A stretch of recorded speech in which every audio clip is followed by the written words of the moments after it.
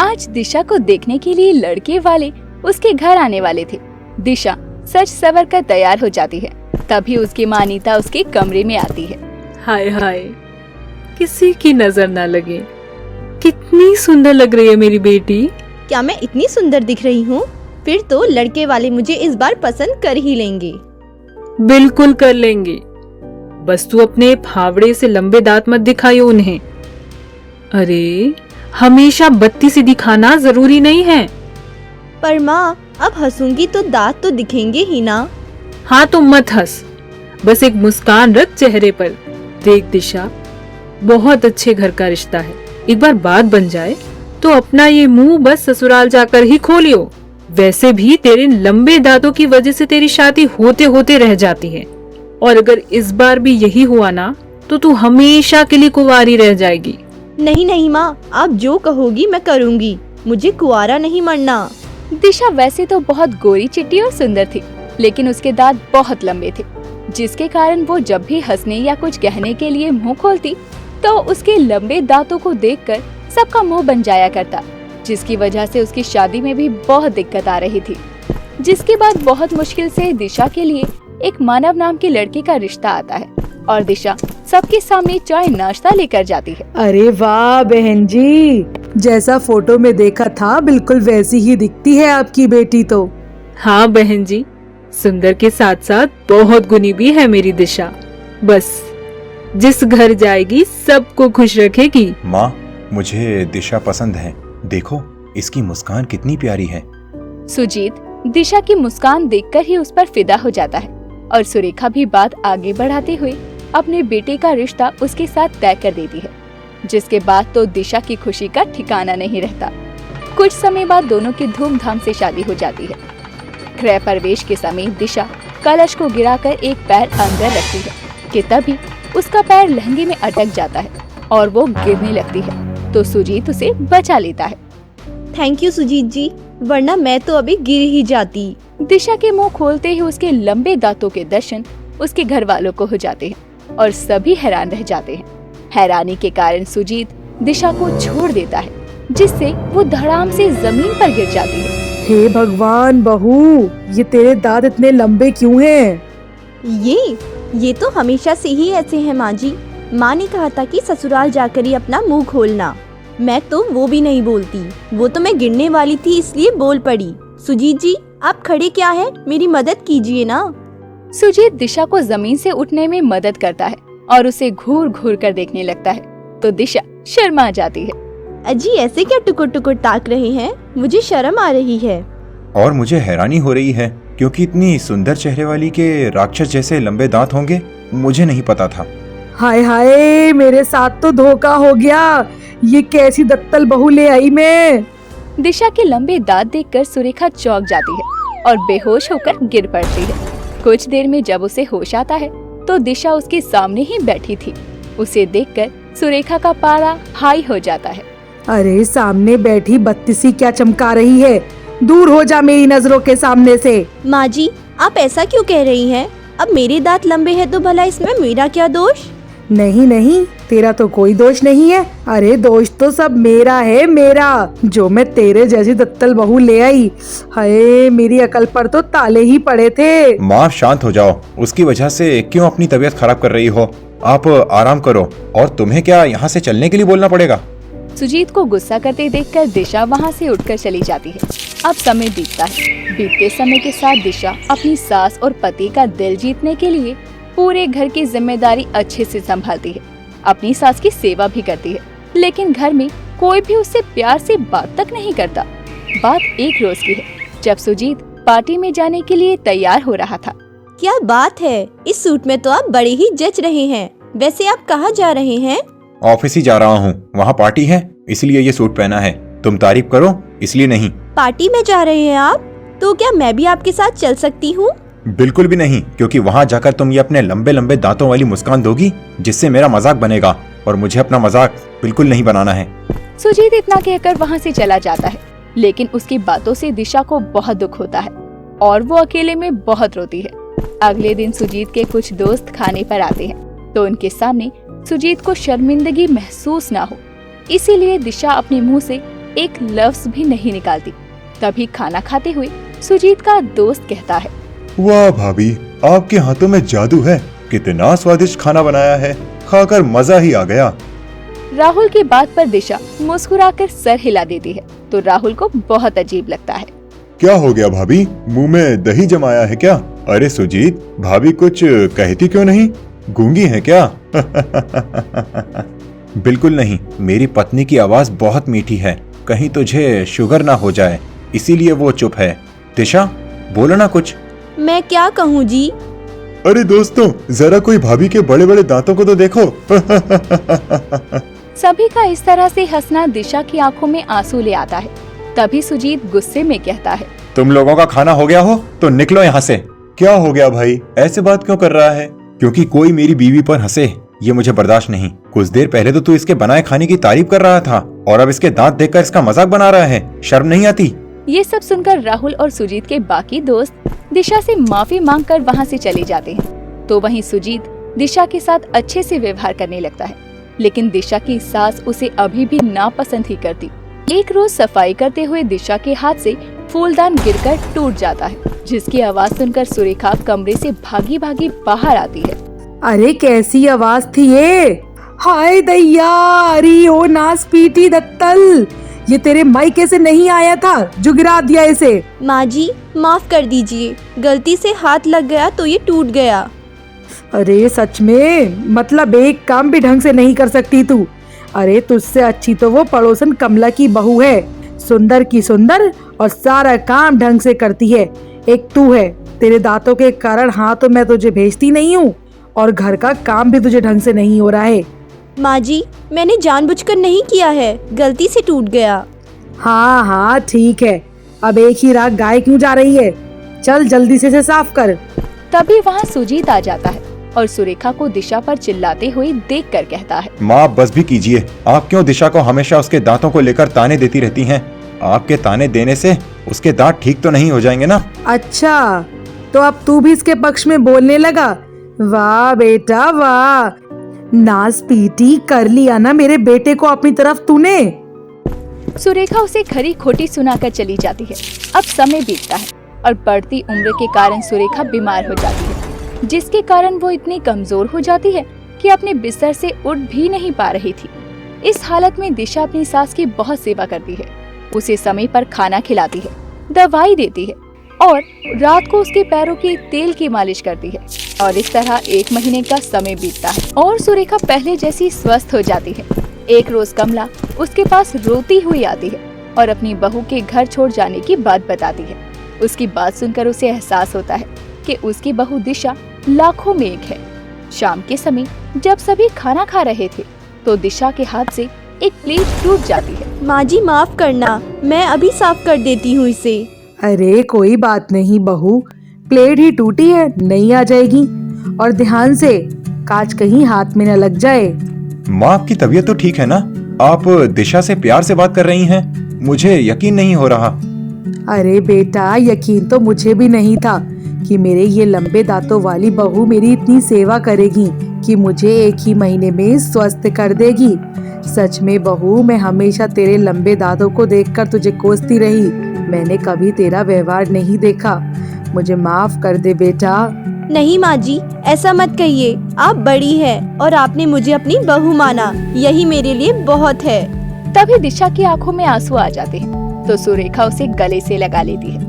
इस तरह अब दिशा अपने परिवार के साथ खुशी खुशी रहने लगती है। हर सुबह की तरह ममता आज भी मंदिर में पूजा करने के लिए जाती है, लेकिन वहाँ पर उसे भगवान की मूर्ति के सामने एक लड़की हाथ में पूजा की थाल लिए भजन गाती हुई नजर आती है। जैसे ही वो लड़की पीछे मुड़ती है, उसकी खूबसूरती देखकर ममता दंग रह जाती है और उस लड़की के जाने के बाद वो पास ही की एक औरत से कहती है, अरे सुनिए बहन जी, आपसे ना एक बात पूछनी थी। अरे आप तो ममता जी है ना, कहिए क्या बात है। अरे मैं वो पूछ रही थी ना कि वो जो मंदिर में लड़की भजन गा रही थी, क्या आप जानती हैं कि वो लड़की कौन है? हाँ बिल्कुल जानती हूँ, मेरे पड़ोस में ही रहती है, उसका नाम आरती है। बड़ी गुणी लड़की है, जैसा कि उसका रूप रंग है वैसा ही उसका मन भी पवित्र है। बस थोड़े गरीब घर से है, लेकिन लड़की भली है। उस औरत की बात सुनकर ममता मन ही मन मुस्कुराने लगती है और घर जाकर अपने छोटे बेटे राघव से कहती है, राघव बेटा, मुझे तो सिर्फ बात करनी थी, लेकिन वादा कर मेरी बात तो मानेगा ना? क्या बात है माँ, कहिए ना। आज तक आपकी कोई बात मैंने टाली है क्या जो अब मना करूँगा? बेटा, मैं तेरे लिए एक लड़की पसंद की है, देख, शादी के लिए मना मत करना। तेरा बड़ा भाई तो हर वक्त शादी से इनकार करता रहता है। अब मैं तो माँ हूँ ना, मुझे तो मेरे बेटों की जिंदगी बसी हुई देखनी है, पोते पोतियों के साथ खेलना है। अब मैं उसे ज्यादा फोर्स तो कर नहीं सकती, इसलिए तुझसे उम्मीद कर रही हूँ कि तू शादी कर ले। लड़की बहुत सुंदर है, नाक नक्शे भी बहुत अच्छी है। लेकिन माँ मेरी बात तो सुनो, मैं अभी शादी नहीं करना चाहता। अभी मुझे अपने करियर में बहुत कुछ करना है, और वैसे भी मुझसे पहले तो भैया की शादी होनी है, तो मैं ये शादी कैसे कर सकता हूँ? अरे बेटा, तुम तो जानते ही हो, तुम्हारा भाई शादी करने से मना करता है, उसे कोई लड़की पसंद भी नहीं आती। माँ मेरी बात तो सुनो।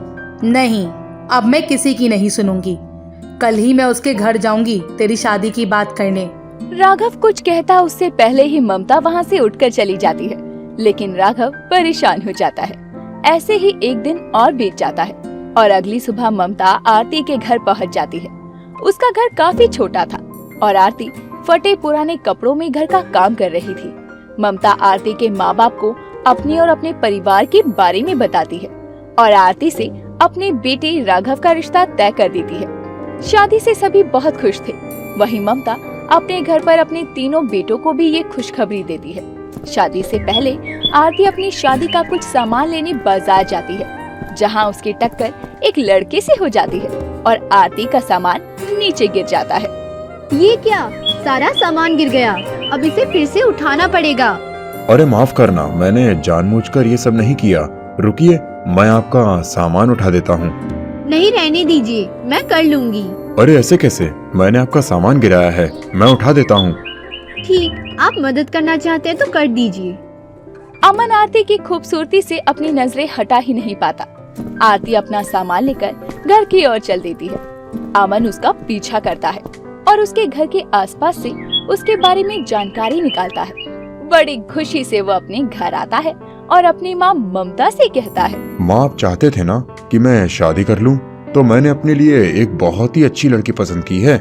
जो खूबियां मैं अपनी पत्नी में देखता था, वो लड़की मुझे अब मिल गई है। मैं उससे शादी करना चाहता हूँ। क्या सच में?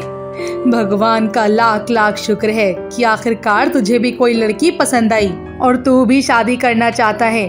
अच्छा बता तो सही, वो कौन है, कहाँ की है? फिर मैं तेरी और राघव की शादी एक साथ करवा दूंगी।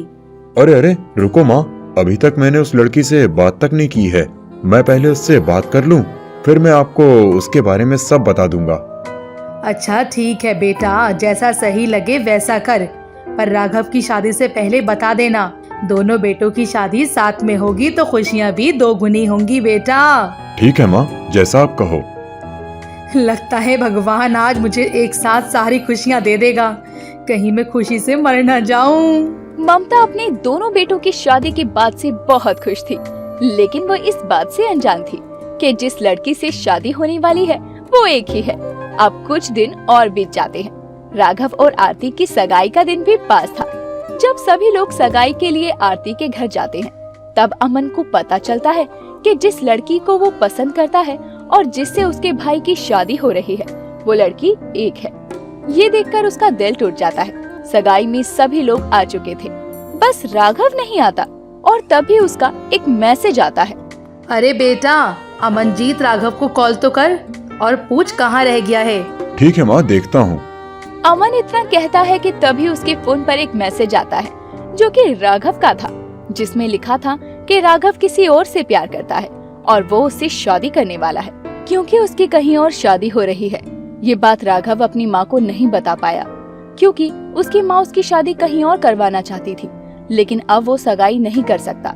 ये बात अमन अपनी माँ को बताता है और साथ ही साथ वो ये भी बताता है कि वो आरती को पसंद करता है। तो उसकी माँ आरती के घर वालों को समझाकर आरती की सगाई अपने बड़े बेटे से करवा देती है। सगाई होने के बाद अमन बहुत खुश था और वो शादी से पहले आरती से मिलता है और कहता है, जानती हो आरती, मुझे नहीं मालूम था कि तुम्हारी सगाई मेरे छोटे भाई से होने वाली है, पर मैं तुम्हें ये जानने से पहले पसंद करता हूँ।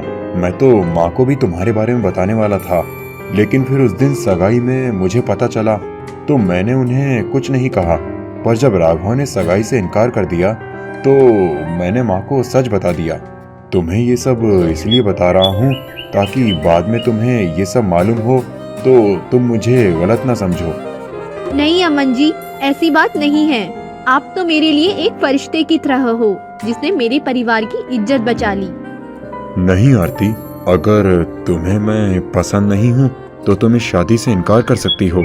जरूरी नहीं कि मैं तुम्हें पसंद करूँ तो तुम भी मुझे पसंद करो। अब मेरे ना या हाँ करने से कोई भी फर्क नहीं पड़ता है। शायद मेरे नसीब में यही लिखा था। इतना कहकर आरती वहाँ से चली जाती है। कुछ दिन और बीत जाते हैं। अमन और आरती की शादी के दिन करीब आ रहे थे। शादी से एक दिन पहले अमन के पास एक कॉल आता है जिससे वो बहुत परेशान हो जाता है। अगले दिन घर में शादी की तैयारियां चल रही थी। बारात घर से निकलने वाली थी। तभी ममता अमन के कमरे में आती है उसे बुलाने के लिए, लेकिन अमन वहाँ था ही नहीं। अमन बेटा कहाँ गया? ओहो, ये लो, आज जिसकी शादी है वही पता नहीं कहाँ गायब है। अब इस लड़के को मैं कहाँ ढूंढूं? ये कहकर ममता कमरे में यहाँ वहाँ अमन को ढूंढती है, पर वहाँ पर अमन नहीं बल्कि एक खत होता है। ये क्या? ये खत? ये किसका होगा? माँ मुझे माफ करना, आज मेरी जिंदगी का सबसे बड़ा दिन है। मैं जिस बिजनेस डील को पाना चाहता था आज वो मुझे मिल रही है। अगर मैं शाम तक अमेरिका नहीं गया तो मेरा पूरा करियर खत्म हो जाएगा। मैं आरती से बहुत प्यार करता हूँ, लेकिन ये बिजनेस भी मेरे लिए बहुत ज़रूरी है। ये मेरा सपना है जो अब पूरा होने वाला है। मैं 1 हफ्ते में वापस आ जाऊँगा, जब तक आप शादी की डेट चेंज कर देना। ये खत पढ़ते ही ममता को चक्कर आ जाते हैं और वो बेहोश हो जाती है। जब उसकी आंखें खुलती है तब उसका छोटा बेटा उसके सामने बैठा था। अब अपनी इज्जत बचाने के चक्कर में उसे कुछ भी नजर नहीं आता। वो अपने सबसे छोटे बेटे अनुराग को अपनी कसम देकर इस शादी के मंडप में बैठने के लिए कहती है। मजबूरी में अनुराग सर पे सेहरा डाल लेता है और शादी हो जाती है। जब दुल्हन घर आती है तो ममता आरती से कहती है, बहू मुझे माफ कर दे। मैंने तेरे साथ आज तक कुछ भी अच्छा नहीं किया। मैं तुझे हमेशा अपनी बहू बनाना चाहती थी। उसके लिए मैंने पता नहीं क्या क्या किया। मुझे माफ कर देना। माँ जी, आप ये क्या कह रही हैं? बीते दिनों में जो कुछ भी हुआ मैं वो सब भूल गई हूँ और अब इस नई जिंदगी के साथ आगे बढ़ना चाहती हूँ, अपने पति और इस घर के साथ। बहू मुझे माफ कर देना। अब क्या हुआ माँ जी? आप मुझसे माफी क्यों मांग रही हैं? क्योंकि एक बार फिर से मैंने तेरे साथ नाइंसाफी की है। मैं समझी नहीं, आप क्या कह रही हैं? ममता कुछ कहती उससे पहले ही घर के दरवाजे पर किसी की दस्तक होती है। ममता दरवाजा खोलती है तो वहाँ राघव होता है जो अपनी गलती की माफी मांगता है। माँ मुझे माफ कर दो। मैंने जिस लड़की के लिए सगाई तोड़ी वो भी मुझे छोड़कर चली गई। अब आप जहाँ कहोगी मैं वहाँ शादी करने को तैयार हूँ। आरती से माफी भी मांग लूंगा। अब माफी मांगने का कोई फायदा नहीं। ये क्या आरती, तुम यहाँ और तुम ये दुल्हन की तरह क्यों सजी हो? क्योंकि अब मैं इस घर की बहू हूँ, पर आपकी नहीं, आपके बड़े भाई की बीवी, जिसने तब मेरा हाथ थामा जब आपने मेरा हाथ छोड़ा। आरती इतना कहती है कि तभी वहाँ पर अमन भी दरवाजे से अंदर आता है, जिसे देखकर ममता, राघव और आरती सभी हैरान थे। ये देखकर आरती कहती है, आप बाहर से कहाँ से आ रहे हैं? आप तो कमरे में थे ना, और ये कपड़े कब चेंज कर लिए? आरती इतना कहती है कि तभी अमन का सबसे छोटा भाई दूल्हे के लिबास से सेहरा पहने आता है, जिसे देखकर आरती, राघव और अमन तीनों हैरान थे। ये सब क्या हो रहा है अमन जी? आप यहाँ हैं तो ये आदमी कौन है? अमन का छोटा भाई अपने चेहरे से सेहरा हटाता है तो उसे देखकर सभी के होश उड़ जाते हैं और आरती तो बेहोश हो जाती है अपने 3 पति देखकर। लेकिन जब उसे होश आता है तो फिर वो बहुत सूझबूझ का इस्तेमाल कर अनुराग के साथ अपनी जिंदगी बिताने का फैसला लेती है, क्योंकि उसी के साथ उसने 7 फेरे लिए थे और इस तरह 3 पतियों वाली गोरी बहू अपना पति ढूंढ ही लेती है।